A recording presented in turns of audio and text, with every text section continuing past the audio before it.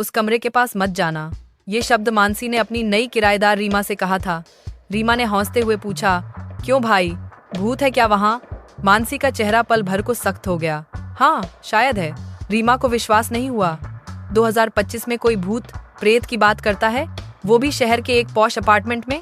लेकिन उस कमरे की खामोशी वाकई डरावनी थी। हर रात 2 बजे उस कमरे से अजीब सी सरसराहट, कभी धीमी हौंसी तो कभी किसी के चलने की हल्की आवाज आती थी।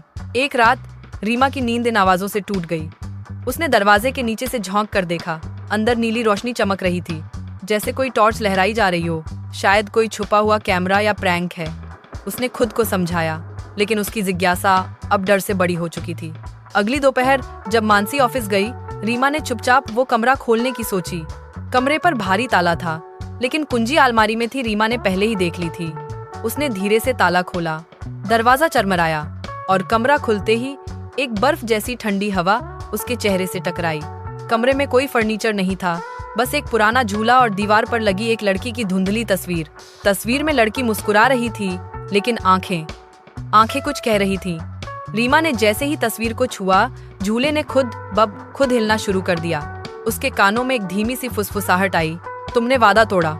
रीमा का शरीर कांप गया। वो पलटी और कमरे से बाहर भागी, लेकिन दरवाजा अपने आप बंद हो गया और फिर लॉक हो गया।